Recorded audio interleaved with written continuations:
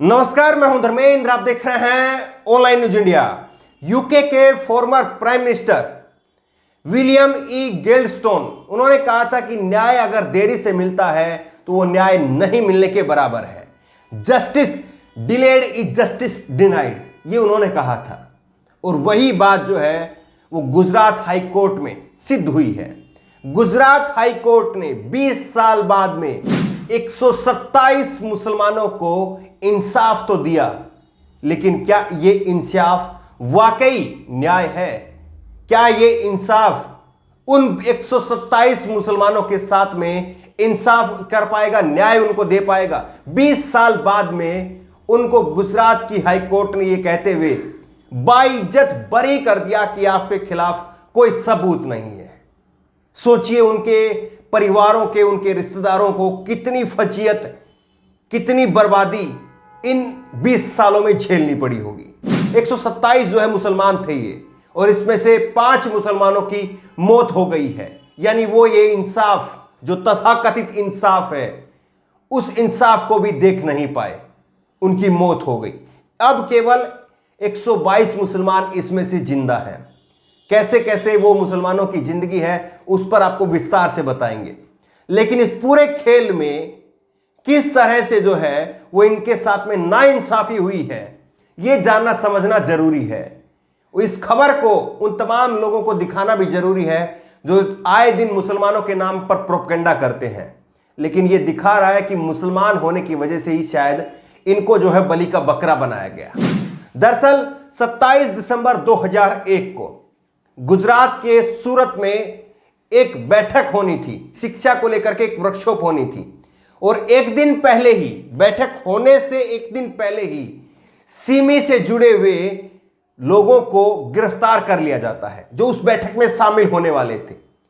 आप बताइए कि जहां पर अपराध होना नहीं था, अपराध हुआ नहीं था, उससे पहले ही आप बताइए कि जहां पर अपराध हुआ नहीं था उससे पहले ही उनको अपराधी बना दिया गया। अपराध हुआ नहीं था, वो वैध था, अवैध था, ये पहले साबित होने ही दिया जाता, लेकिन उसके पहले ही जो है उनको गिरफ्तार कर लिया जाता है। जितने भी ये लोग थे, 127 लोग जो है वो गिरफ्तार किए गए थे। इसमें से लगभग जो है सभी लोगों को 11 से 13 महीने यानी एक साल तक जेल में रहना पड़ा। उसके बाद में कोर्ट की तारीखें चलती रही और उसके बाद में आज 20 साल बाद में इनको ये तथाकथित इंसाफ मिला है। ये अपने आप में जो है सोचने हैं। गुजरात की इस खबर को लेकर के बीबीसी ने खबर की है, 20 साल बाद में 127 मुसलमानों को मिला इंसाफ। और ये इन्वर्टेड कोमा में इसीलिए है कि ये इंसाफ नहीं है बल्कि ये अन्याय ही है। इतने साल बाद में न्याय मिलना वो अन्याय ही कहा जाएगा। लेकिन आप देखिए कि किस तरह से प्रधानमंत्री नरेंद्र मोदी का आप एक वाकया याद करिए। नरेंद्र मोदी ने अभी हाल ही में जो है वो संसद के अंदर कहा था कि एक माहौल ऐसे बनाया जा रहा है जहां पर जो कुछ हुआ नहीं है वो डर दिखाया जा रहा कि ऐसा हुआ तो ऐसा हो जाएगा, ऐसा हुआ तो ऐसा हो जाएगा। ये डर दिखा करके लोगों को भड़काया जा रहा है। लेकिन नरेंद्र मोदी जी ने जो अभी संसद के अंदर में कहा, 2001 में यही चीज जो है, इसी चीज को आधार बनाते हुए वहां पर गुजरात पुलिस ने इन लोगों को गिरफ्तार करने का काम किया। क्योंकि जो बैठक होनी थी 27 दिसंबर 2001 को होनी थी वो वर्कशॉप, और उससे एक दिन पहले ही इन लोगों को गिरफ्तार कर लिया जाता है। वहां पर वो बैठक होती, उस बैठक में कुछ आपत्तिजनक चीजें पाई जाती, तब जो है गिरफ्तारी अगर होती तो उसको जायज ठहराया जा सकता था। लेकिन बैठक होने से पहले ही, यानी नरेंद्र मोदी जी ने जो आज कहा वो 20 साल पहले जो है वो गुजरात में हो रहा था। ये गुजरात मॉडल क्या नरेंद्र मोदी जी अब देश भर में सौंपने जा रहे हैं? क्रोनोलॉजी यहां पर भी एक जुड़ती है, इसको भी आप समझिए। और दूसरी बड़ी बात जो इस खबर के अंदर जो सबसे बड़ी बात है, दूसरी बड़ी बात यह है कि जो शिकायत करता है, जो पुलिस अधिकारी इसके शिकायत करता थे, जिन्होंने इसको लेकर के शिकायत की थी, वही इस पूरे केस में जांच अधिकारी भी थे, वही जांच भी कर रहे थे। सोचिए किस तरह से जो है वो इनके साथ में नाइंसाफी हुई है कि यही लोग थे जो कह रहे थे कि ये गलत करने वाले हैं, ये फला फला लोगों से गलत तरीके से जुड़े हुए हैं, और वही लोग जो है फिर उसकी जांच कर रहे थे। ऐसा नहीं होता है। कानून का तकाजा यही कहता है कि जो शिकायत करता है वो जांच अधिकारी नहीं हो सकता है, और कानून का तकाजा यह कहता है कि जब तक कोई व्यक्ति अपराध करते हुए पकड़ा ना जाए या किसी व्यक्ति के साथ में किसी अपराध का जो है वो कनेक्शन स्थापित ना हो, तब तक जो है वो अपराधी नहीं माना जाता। कानून का तकाजा यह कहता है। लेकिन यहां पर नरेंद्र मोदी जी जो आज कह रहे हैं 20 साल पहले इन 127 मुसलमानों के साथ में वो हुआ है, इन्होंने भुगता है। और अब आपको बताते हैं 20 साल के अंदर इन 127 मुसलमानों के साथ में क्या क्या बीती। कुछ एक कहानियां जो है वो बेहद दर्दनाक हैं। एक पत्रकार है आसिफ शेख, अपने यूनिवर्सिटी के टॉपर रहे थे, वो पत्रकारिता के कोर्स में टॉपर रहे थे आसिफ शेख। आसिफ शेख जो है वो नौकरी करना चाहते थे, पत्रकारिता करना चाहते थे, लेकिन इनको भी उसी सिमी के ग्रुप का जो है वो सदस्य बता दिया गया और इनको भी जेल की सलाखों के पीछे डाल दिया गया। टॉपर थे ये, लेकिन इनको नौकरी नहीं मिली। 13 साल से ये मिर्ची बेच रहे हैं, क्योंकि जब आपके ऊपर आतंकवादी होने का ठप्पा लग जाता है तो कहीं पर आपको नौकरी या कहीं पर आपकी कोई शादी, आपकी इज्जत कुछ नहीं रहती है। 13 साल से ये शख्स जो है वो मिर्ची बेचने का काम कर रहा है। सोचिए कि अगर इसने सत्ता के साथ में हाथ मिला लिया होता और अगर शायद ये मुसलमान ना होता तो आज ये आसिफ शेख जो है, जिस तरह से बड़े बड़े एडिटर हैं, अर्नब गोस्वामी ने 2 चैनल खोल लिए।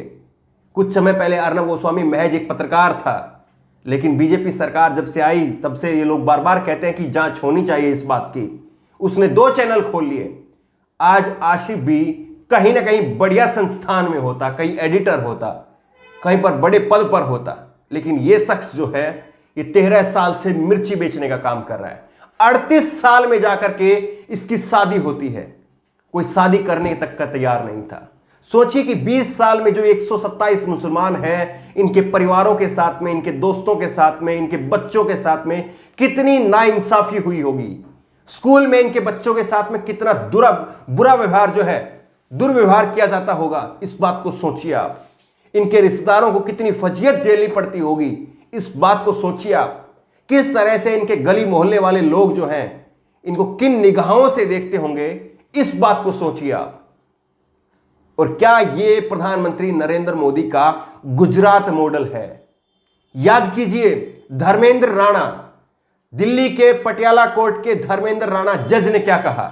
उन्होंने कहा कि देशद्रोह का आरोप जो अभी लगाया जा रहा है, दिशा रवि के केस में उन्होंने सुनवाई करते हुए ये कड़ी फटकार जो है मोदी सरकार को लगाते हुए कहा था कि केवल जो है देशद्रोह का आरोप इसलिए नहीं लगा दिया जाना चाहिए कि आप एक जख्मी सरकार के अहंकार पर मरहम लगाना चाहते हैं।